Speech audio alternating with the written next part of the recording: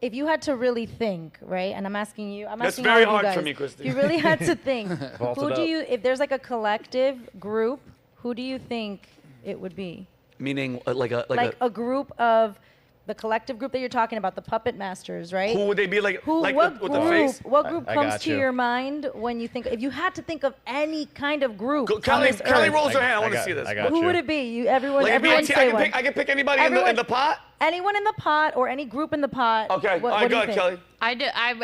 I'm giving my answer to Brandon because the only reason I have this answer is because of Brandon and the research we've done for Pat. Go ahead, Brandon. Okay. Go ahead, Kelly. Thank you. What is it? What's the So- answer, Kelly? Oh, you want Brandon? Go ahead.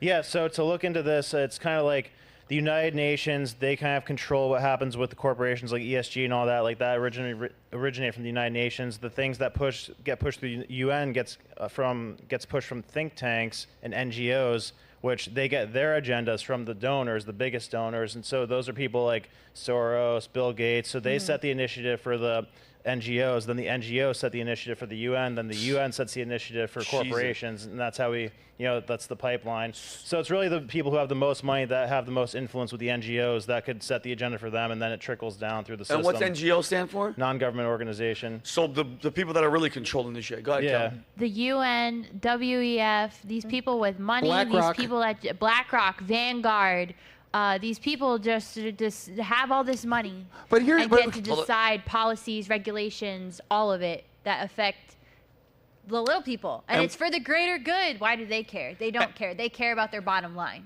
Not me, not you. Yep. Go ahead, Brady. What? But my question is, maybe this is for Brandon, or well, this is for Brandon, because I didn't know what the fuck he was talking about for 2 seconds. This is a I fact. love it. Hey, Brady, Yeah. I respect you. Yeah. When he said it, guess who's the one that said, what's NGO? Yeah. Me. My brain went like this. No. But I have a I thought question. NGO stood for not going out. Yeah. Well, I guess we're NGO tonight. Okay. My question for Brandon is, how do we stop it as a community? Because you can't. No, you can't. What do you You do? can. How do you stop it as a community? Yeah, Good question. I wanna hear So this. Pat says this all the time, and I totally agree that you have to win the crowd because, a lot of people are just asleep, and when you wake people up, that's when people get nervous. So ESG recently, there's been a lot of backlash about it, and I attribute a lot of that to what Pat and Rogan have been talking about, bringing attention to it.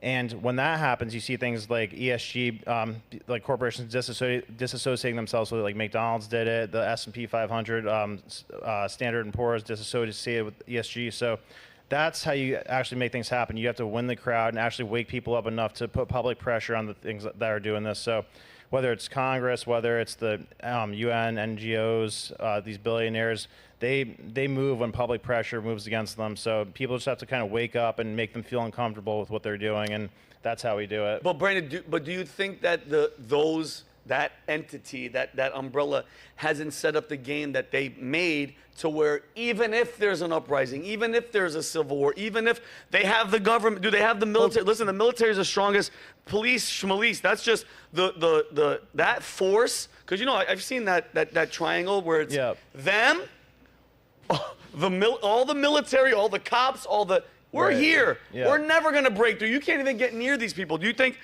And trust me, I want to have hope. I do have hope because I'm a God-fearing Christian man. But do you think there's any way do you think that they've set it up to where we can't even touch them? No, we could touch them. So I think the strongest military in the world is the armed public, the United States. Like I think about that, was there a couple million gun owners in the U.S.? So U.S. Army versus the armed citizens. I think the armed citizens win that battle from a guerrilla warfare standpoint. Not that the U.S. Army would ever try to directly fight the U.S. public, but I think that the scariest entity in the world to the people who run the world is the armed population. That's why we see all this stuff about gun control and whatnot. Gotcha. You think the Second Amendment is basically saving our lives right now, right? Yeah, 100%. Thank God, 1,000%. and thank God for our founding fathers. Let me explain something to you. Those musket-carrying fuckers, they sat in that room and they're like, hey, I don't know why I have an accent. Hey, wait a minute. Yeah. You know what? I don't care. We gotta all have guns.